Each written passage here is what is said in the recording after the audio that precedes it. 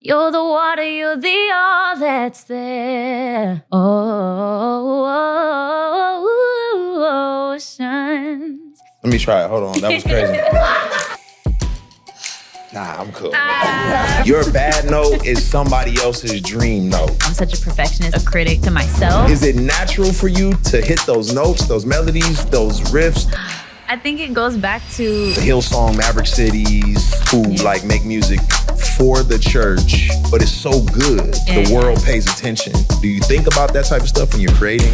I've never thought of myself as a Christian artist explicitly. Yeah. However, I mean, you've performed with the biggest celebrities in the world. A woman in mainstream music. How much skin are you showing? How sexualized are you being? Do you feel that you're accepted, or do you care? yeah, I think This is The Deep End with Lecrae.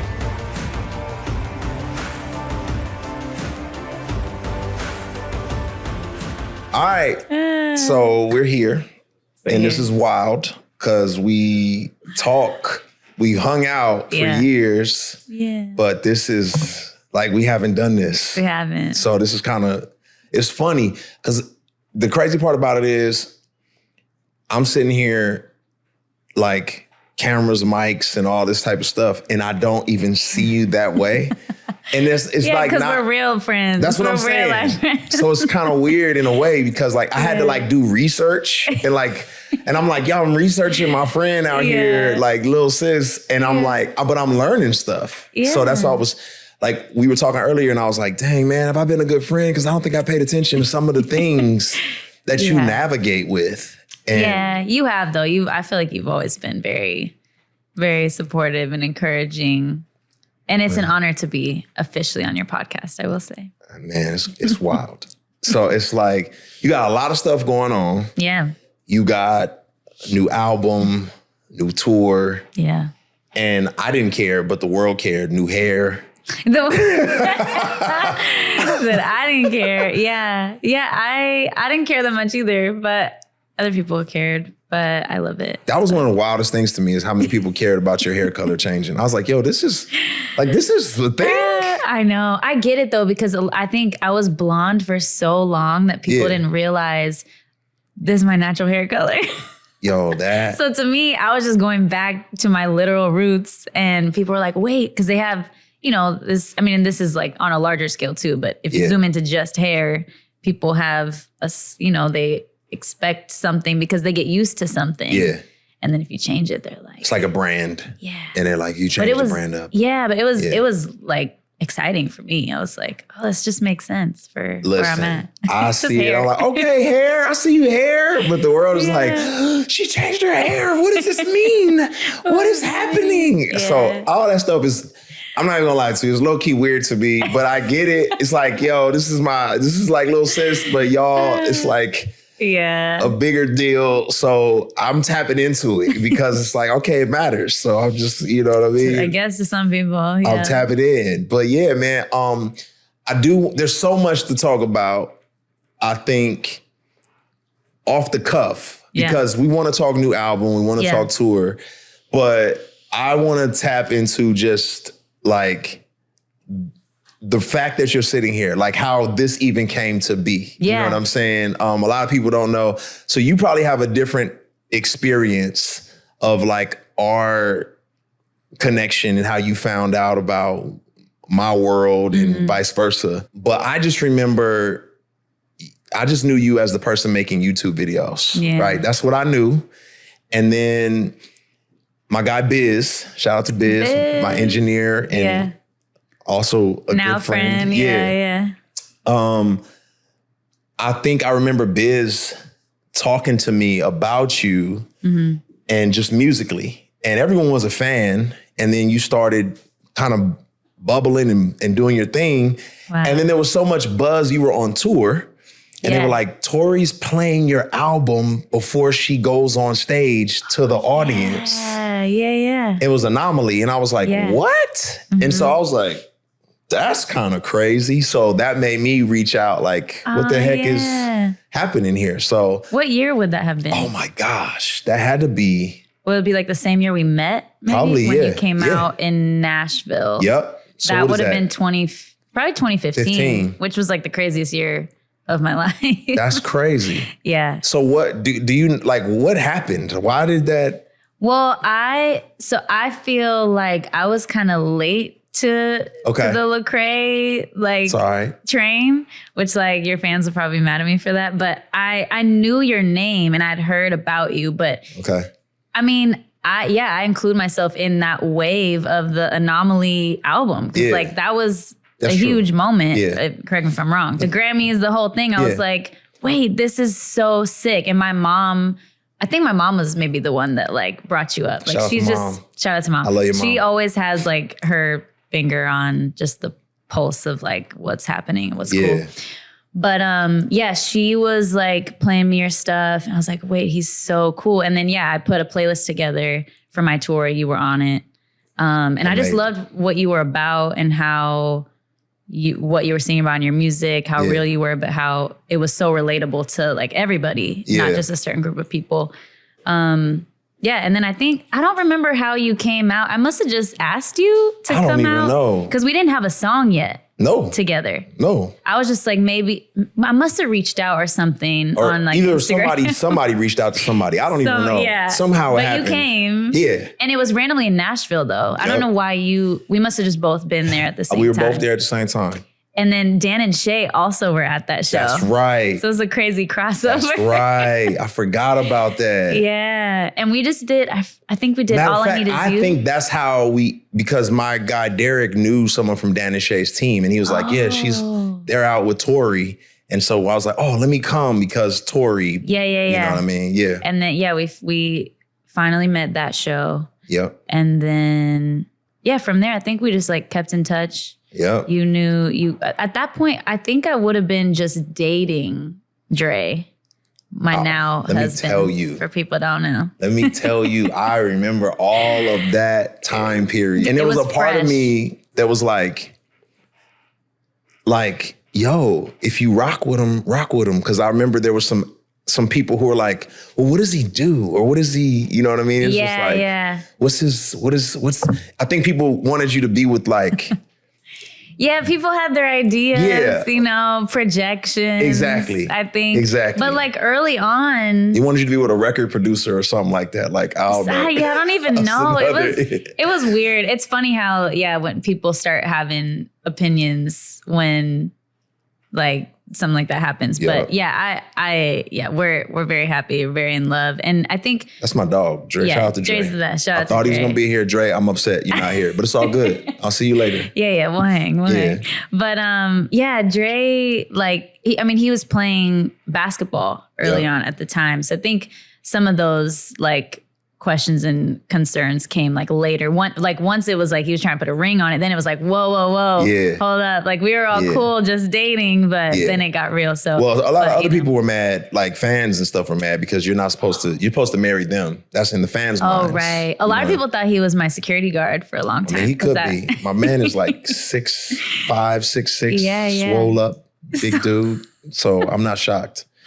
We love Jay. But what was funny to me was I knew you could sing. And that's something that we definitely got to talk about. I knew you could sing really well. I did not know how great of a writer, like composer, like creative you were. And then you came, we actually had a session in LA, Record Plant. Yeah.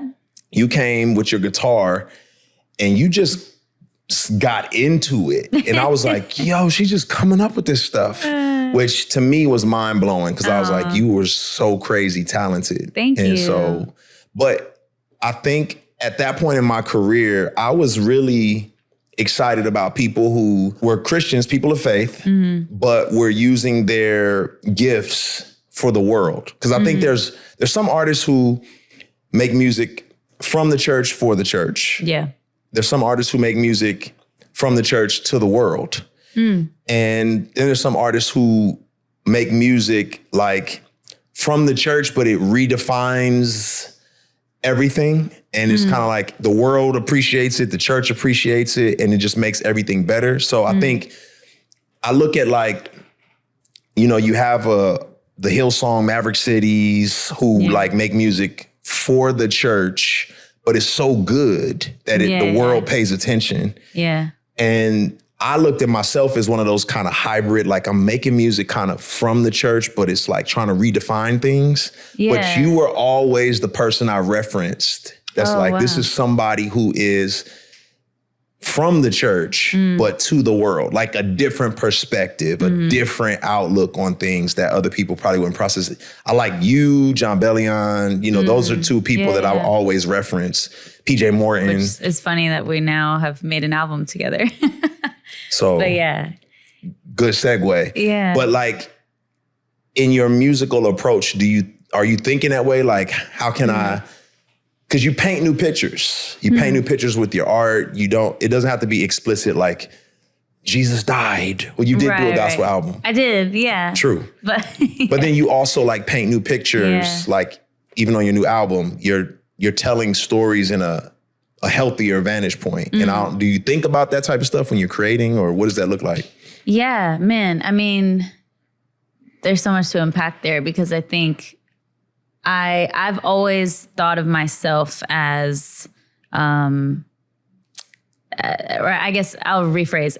I've never thought of myself as just like a Christian artist explicitly. Yeah. However, because my faith is so embedded in who I am and like I just love Jesus so much, like it's just gonna come out in some way. Yeah. And I think even growing up, like, you know, I grew up in church and people would ask like, oh, are you going to do like Christian music, this and that? And me and my parents too, like I just wasn't necessarily inspired to make that kind of music. And I don't know if maybe that was God kind of nudging me like, no, you're going to be over here making this kind of music, still glorifying me in everything you do. But, and then, like having the gospel project come out, that was like, okay, I'm going through this really hard time personally. My family's falling apart. And this is like, it doesn't make sense for me to sing pop music right now. Like I need an outlet. And not to say too that I'm like only gonna make gospel music when I'm sad and like things are bad. But for that time, it just made sense. And it kind of happened on accident too. Like it was supposed to be, you know, a lot of pop artists will like throw like a gospel song on the end of an album or something like that. And so I wanted to do that with Kirk Franklin, and then that turned into like an 8-song album essentially. So I was like, and okay, Grammys. I guess I'm doing this. And Grammys. But it wasn't like this, you know, I'm gonna like it wasn't. It was authentic. It felt natural. Yeah, it was authentic. Yeah. And so I guess to answer your question, if I think about it when I'm creating, probably not too much. I'm not super aware. I think my whole goal is just to be authentic. And I know if God is living inside of me, like that's gonna come out. That's just gonna come out. And there's certain things I won't sing about because it just doesn't feel resonate. True to my life. You know, I don't know who it was. It may be C.S. Lewis. Somebody said that they want to essentially just be breathing in the truth of God so much that when you prick them, that's what they bleed. So they're not even. It's like Lord of the Rings, I think J.R. Tolkien, who made the movie, he wasn't trying to make a Christian movie. He just was so consumed with his faith that it bled out into this fantasy world he was creating. And you could say Narnia. Narnia. Yeah, it's all up in there. Yeah. So on a new album, Tori. Yeah. Like. That's what the album's called, by the way. Yeah, my bad. On the new album, Tori. The new album called Tori, your self-titled album. Yeah. What is the thought process in the creation? Like I know some of the records you got in the studio with John Bellion. Yeah. I love John. I actually hit John sidebar to be like, hey, can we work on some music? And he was like, I'm busy with Tori Kelly right now. No way. And I was like, oh, that's perfect. Like, oh, my bad. My bad. You know what I'm saying? Y'all should definitely work together though. We are. So I'm planning on it. That'd be sick. Yeah, I'm planning on it. Yeah. Yeah. He's so great. Yeah. With this album, I knew I wanted to make fun, upbeat, like make me want to dance type of music. Yep. Call it pop, call it, you know, R&B. It's kind of a little bit of everything sprinkled in there. And also includes a lot of like the other styles that I've done in the past. But I went into it, I literally went to John and I was just like, hey, I just want after he agreed to he did the whole album, by the way. Yeah. And after he was like down, I was like, I just want big songs that I could belt out in my car that other people are going to want to just like feel good listening to these. And I think the reason for that was, one, we were coming out of COVID. So I was like, okay, I don't want to be sad anymore. I want to have happy music. Gosh.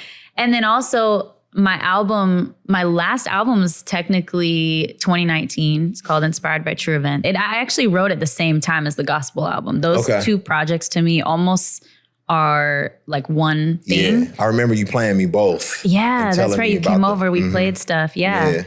And it was just like, it felt so heavy. I mean, I have a song about my grandfather who passed. I have songs about my parents splitting and just like, and I was just getting married too. So I'm having all these like happy, exciting things happen in my life, but then I'm like weighed down by all these really sad, heartbreaking things. So rather than, singing about being in love and this exciting new chapter, I'm like, I just have to get this out. I have to sing about these heavy things. And so once I did that, and then through, therapy and like shout out to therapy. Shout out to therapy. Healing from that and being in a way better place now a few years later. Yeah. It was like this nice exhale moment. I was like, okay, I'm ready to dance. I'm ready to have fun. Like celebratory. And also I think the main thing for me with this album, I wasn't expecting this to happen, but it feels like I'm kind of letting out all of these different sides of myself that have been there and are very authentic to me, but maybe I haven't had the right like sonic, palette or people to sort of bring those things out, or it just wasn't the right time. But like I have songs on the album that are, super like High Water is like very inspirational and uplifting. And that's like a huge part of me. And then I have a song that's just silly and about getting ready and going out with your girls and like looking cute. Like that's spruce. Yes, spruce. I've always wanted to have a song like that. So I think you get to be human. Literally, yeah. And it's just kind of touching on like, I feel like we're complex humans. That's right. And so it felt like me just having fun in the studio and sort of, painting all these different sides that I've been holding on to. I envy the fact that your audience lets you be human sometimes. Because sincerely, like, I think when you show them one side of because we're all a diamond, and there's many facets of a diamond. So we're complex, and there's like, hey, here's the sad side, here's the happy side, here's this side, here's that side, here's the lattes, and here's this, whatever. Yeah. And, I think I often have given people such a serious side of me. They don't know there's a silly side or, and so for you, it's like, you did give them records way in the past of just like single life and figuring out the dating spaces. And then you're like, all right, then I'm switching to the sad stuff. And now you're like, hey, here's another side of me. Yeah. I've overcome some things. I'm in a different headspace now and I'm enjoying life. And I think you should have permission to be every aspect of who you are in music. You know what I mean? I'm curious. And this is one of the reasons why I said, man, was I a good friend? And I'm thankful because not a lot of people understand the world that we live in. Like, not a lot of people understand like the spaces we navigate. It's like some stuff we take for granted and it's just like a thing. Like, it's just like, oh yeah, you did a movie or you whatever, or you had a show and there was thousands of people there and that's just part of your life. But for the average person, it's like, what the heck? Yeah. But then there's other things that are like crazy, like crazy. Like Beyonce didn't send me flowers when I was feeling down, when I was sick in the hospital. You know what I'm saying? Like Beyonce sent you flowers. You sing with Stevie Wonder. You're singing at the Grammys. Like there's a world that you exist in, but there's also a genuineness and a humility and like you don't carry yourself like the person with these Grammys who has Beyonce sending her flowers and like I know you, but I don't think I've ever even asked you like how is that? How do you navigate all of that and still keep some sense of like normal life and regularity and I think I've grown a lot from when I first started. When I first started, it's like everything's new and crazy, exciting. And I'm just like, I'm a late processor in general. So I was just like kind of floating through it. And then I would process it later. I'm like, wow, I just performed at the Grammys. That was crazy. But I think now that I look back, and you mentioned this earlier, actually, where you said I'm still, what did you say? You said I'm so young still. Yeah, you're a veteran, but you're young. Yeah. And I'm like, I really feel like that's kind of this place that I'm in, because I look back on everything I've done. I'm like, dang, I've done some pretty cool things, but then I still feel like a little baby sometimes where I'm like, I don't know anything. And I'm just kind of still figuring it out. Okay. But I think when I think of, you know, the cool spaces that I've been in, it's this tension and this sort of balance, I guess, of I definitely know that the gifts that I have, any like great gift that people praise, I know where that's coming from. I know that's from God. So I can kind of rest in that.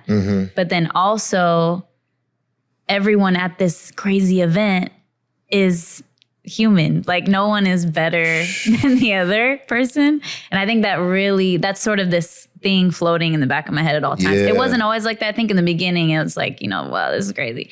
And I also will say, like, there is something special about keeping that fangirl alive, because I also don't want to walk into places and be like, everyone is just basic and boring and like, who cares? Because that, you know, I don't want to be jaded either. Like, yeah, there's some really talented people that I'd be excited to meet, and that's awesome. But I think it's that balance of like, you're really dope and I'm a big fan of you, but also you don't got it all figured out either, and you're just a human and you're going through stuff, and like, you know, at the end of the day, I think trying to remember that we're all kind of like. Do you not see how much divine wisdom that is though? Like that's like, I think you're casual with it, but like I remember going to the Rock Nation brunch. I'm at the Rock Nation brunch and it's my first time there.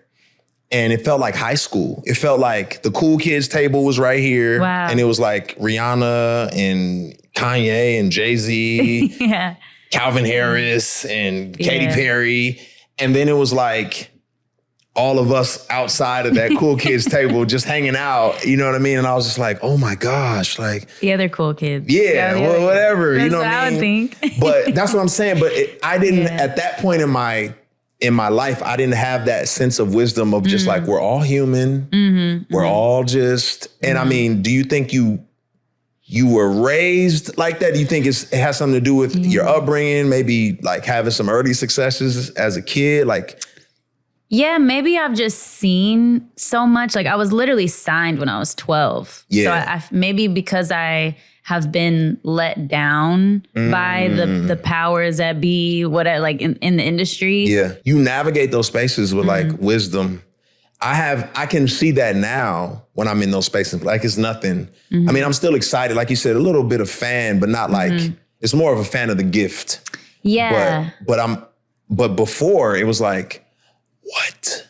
I think one, I've seen, you know, sort of behind the curtain of the industry and record labels and whatever, since I was signed so young. And there's a lot of like promises given and then things that don't happen. So I'm like, okay, can't rely on everyone in this industry. But then also I think when it comes to artists, I think I have experienced it like at least enough of that sort of fame, like to where I know people who are in like that crazy, crazy level of fame. I've just seen, I guess I'm close enough to it where I could see like, oh man, like these are just normal people hurting and like they're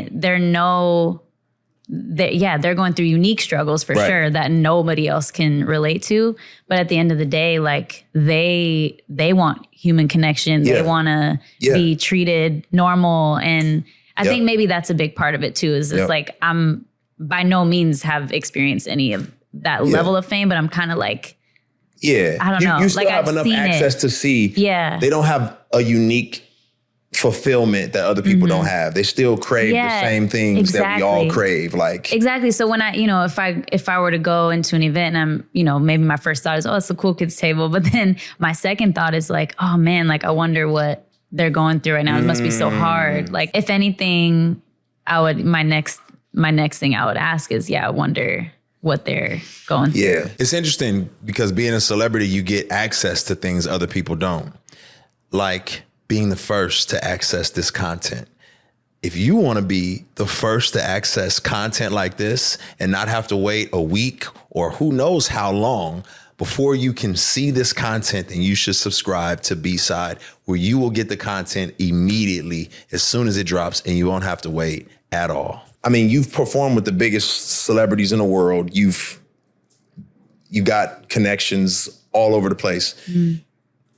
Do you feel that you're accepted, or do you care?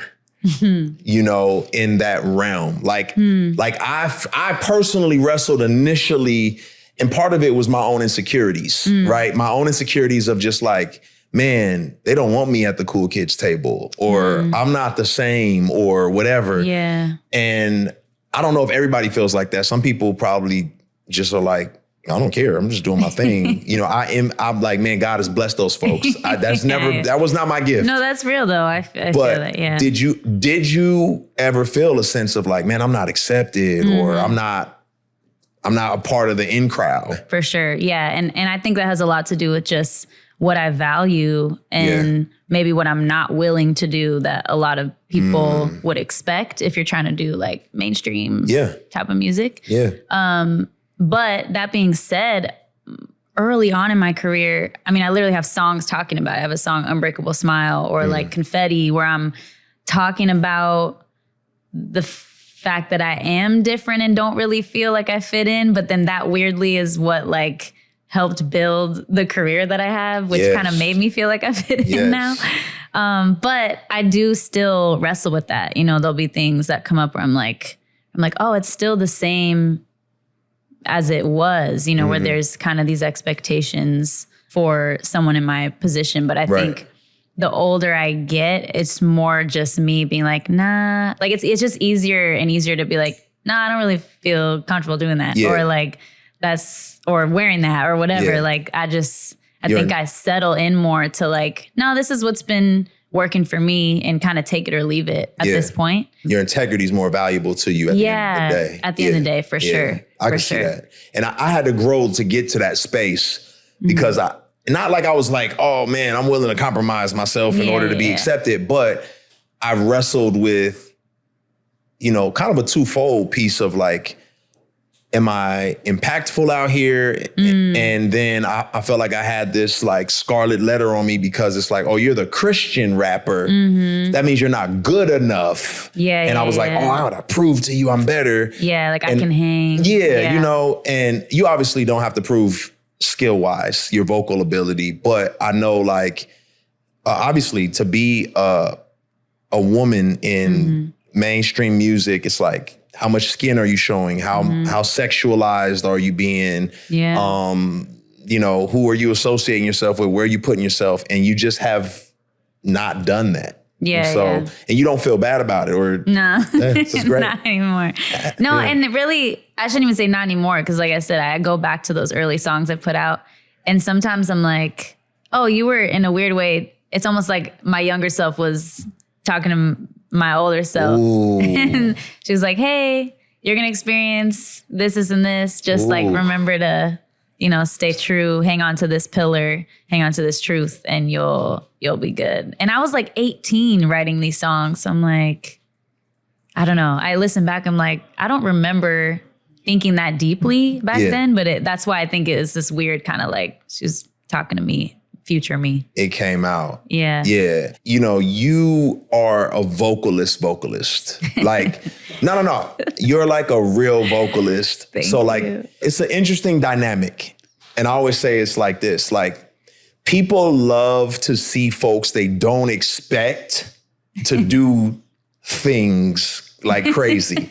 You know what I mean? So it's kind of like when you see the scrawny little white kid with glasses on get on a basketball court and he like kills it, you're like, wow. Right.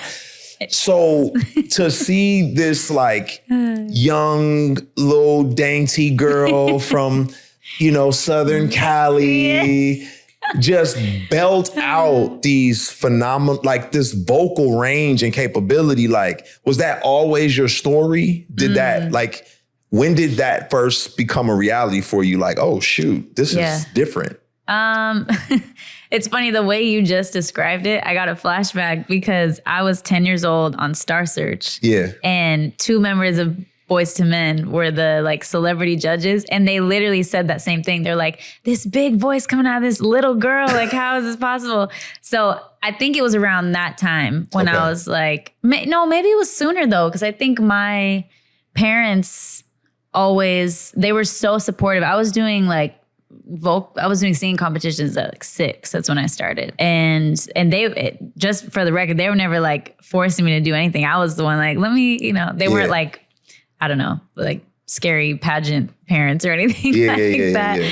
But yeah, I really fell in love with singing. And I think I got reactions at an early age. But I think I still am. I'm such a perfectionist and such a critic, like to myself, that I didn't really feed into the like, oh yay, like y'all like this. Like I was so busy like perfecting, like, you guys think that sounded good, but it didn't. Like y'all are crazy. And so I still do that. Like if I'll get off stage some nights on tour and people are like, oh my gosh, you killed that. That was amazing. Inside I'm like, no, I didn't. Like you didn't hear this one note and this one note. Like I'm annoying. It's annoying. Yeah, it's a blessing and a curse. Your bad note is somebody else's dream note, first and foremost. But no, that's kind of crazy because like even your musical influences, right? Like I know you got the Mariah Carey, you got India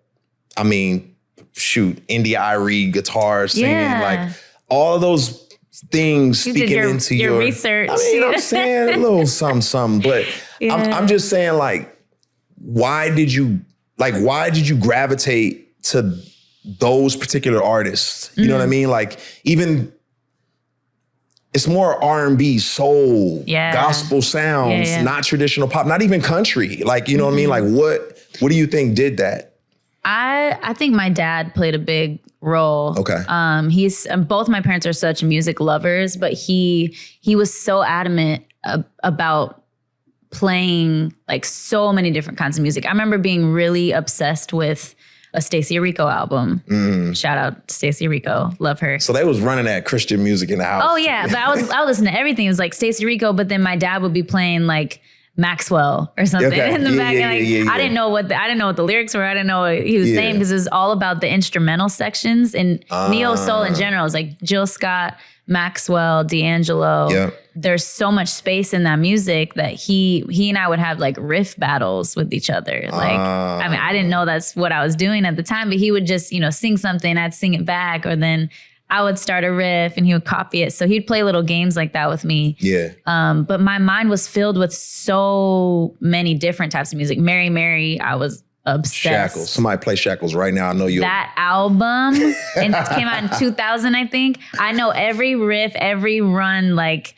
you could play it right now and I would I probably wouldn't know the words, but like all the melodies, everything. Yeah. It's so ingrained. So yeah, it's like gospel, R&B, neo soul. Definitely had that, like, had pop too, just whatever was, popular. I remember like just going back to my dad, I remember being really into a Christina Aguilera album. Christina got some chops. Yeah. And just like studying that vocally. And I even sang one of her songs on a TV show when I was really young. Mm-hmm. But my dad, he's so good at this because he would notice that I would I started getting like the growl a little bit that she has because I would be so good at like copying her.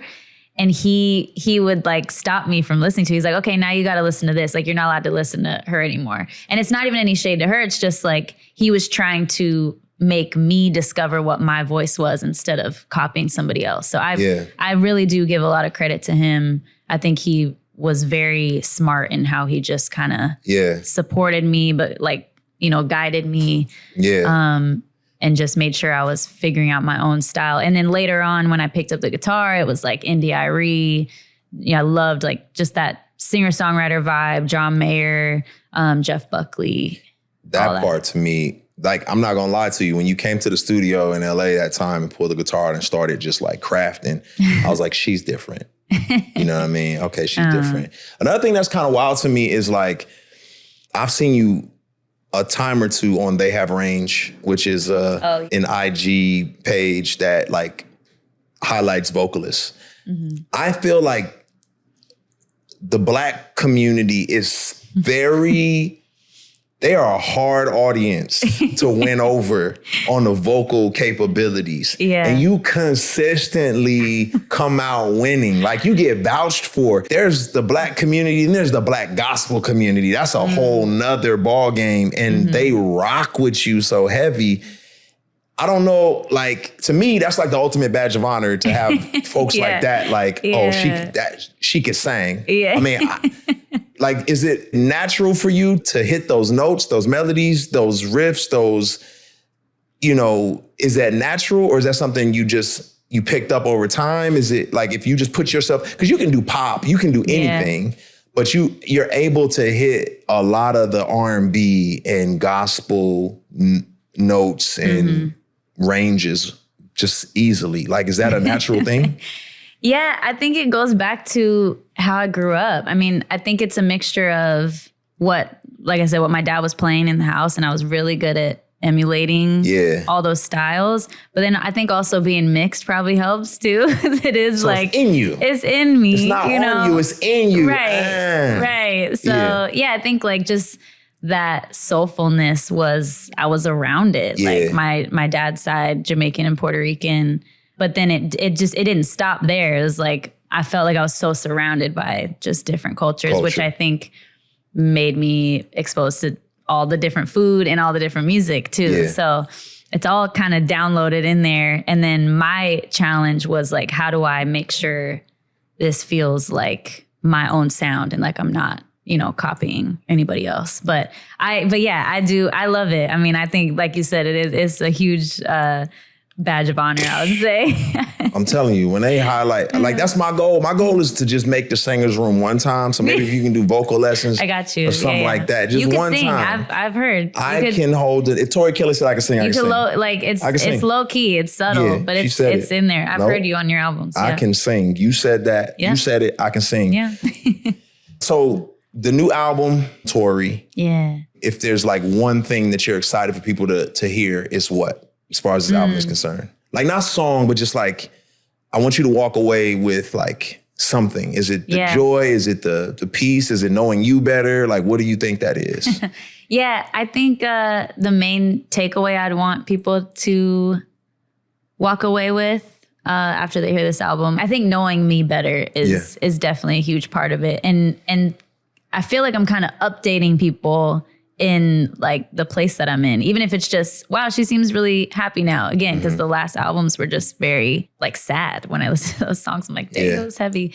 But yeah, I think knowing me better, but then for their own lives, like I think it would just be dope to be a soundtrack for people's lives. I think there's a song for every type of mood on this album. And this album in particular, I just think I want it to be like a feel good experience for people. I'm excited. Roll down the windows, some of it, and it's in the car, blast it, that kind of vibe. It's fire. Thank you. Also, you're going on tour. So the cool thing about you on tour is it's never just you. It's thousands of other people on tour with you, because the whole audience is participating. I have never seen anything like that. Like that is crazy. And you were at the Atlanta show, which like Atlanta's it felt like everybody was auditioning. But Atlanta's like next level too.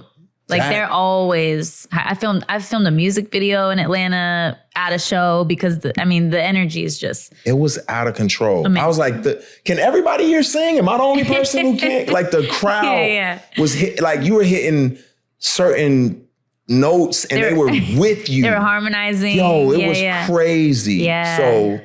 So you going everywhere on this tour. Everyone's gonna get an opportunity to be a part of the traveling chorus. Right, exactly. And that's honestly, that kind of ties in with the last question of just like what I'd want people to feel with this album. When I was in the studio, I was already thinking of the live version. So I think this album for me is very tied to like who I am as a performer too. And I think getting to showcase that and like maybe some things that people haven't seen from me yet, I think that's a big part of just going back to like that last question, because I think there's just stuff that I haven't been able to express. Right. Even just like the way I perform and just moving more and like being more free on stage. No, your live show's crazy. It's fun. Your live show's crazy. I had my guy Trip Lee, his daughter was sitting on his shoulders singing every single word. But then she was also mesmerized. And it was like, and then I brought my son, and my son is like, you know, he came for other reasons, of course. He's like, man, Tori Kelly bad, man. I was like, Tori Kelly married, man. And Dre is my dog. Back up. I put him on blast. I'm sorry, yo. I put you on blast, but I was like, yo, that's man. so funny. I was like, wait, that's I'm weird. gonna make fun of him now when I see him. Yeah, please. Oh no, that'd be so sad though. He'll be like so embarrassed. He's over it. He has phases. It was like, you know, it'd be somebody different all the time. Yeah. But anyway, but how old is he? He's 16. He's 16. But he loved the show. He was like, yeah, that show was it was crazy. Though. It was crazy. Like, she's really good. I was like, yeah, she's dope. So I'm excited for that. Yeah, you gotta come. I again, like, to me, this is just being able to catch up with, you know, like a friend and just being able to hang with you. I know we could probably talk for like way. There's so many more things hours. we could talk about. And I could hit on everything, you know, and I'm sure hopefully there'll be other opportunities in the future for us to just talk about so many different things. But a couple things. One, I'm super encouraged from where you were when we first initially met, some of the questions you had, some of the stuff you're processing, to where you are now. You're like a beacon of wisdom. Oh. And you embody it and you walk in it. And there's a level of confidence that a lot of people could not walk in if they were in the space that you are. Like, there's a lot of accolades and fame and all these different things. And to me, it is just very symbolic of a person who understands that the gift is not theirs for their own, like, self glorification. But the gift is theirs to give back to other people, to use in a way that benefits the world. And I just think you're doing a phenomenal job at that. So thank you. I want to tell you that. I would like to also say that I feel like by having friends like you, for Dre and my husband, for Dre, your husband, Dre. My husband, Dre, us being able to have friends like you in our life where we can talk about just what this world is like, and then talk about our faith and how it all makes sense, and maybe being able to process those things together like that. Because you're just giving me a lot of credit just now, but I want to kind of push it back to you, because you have been somebody in our life where it just feels like we're not alone in it. And you, sir, are a beacon of wisdom, I feel like. And I've always looked up to you and just respected you so much. And I love your heart. So I just want to give that credit right back to you, because I think, being able to have someone like you in our lives has been really helpful navigating all of it, you know. I'm thankful for you, man. Likewise. Grateful for your time. Appreciate you being here, man. So fun. Thank you for coming and baptizing the deep end with your presence, man. Thanks for having me. Yeah, everybody go get Tori, the album Tori. Not Tori. Go get Tori. Only Dre can get Tori. But go get the album Tori and go see her on tour. It's crazy. Yeah. You know what I mean? Love. Love. Yeah.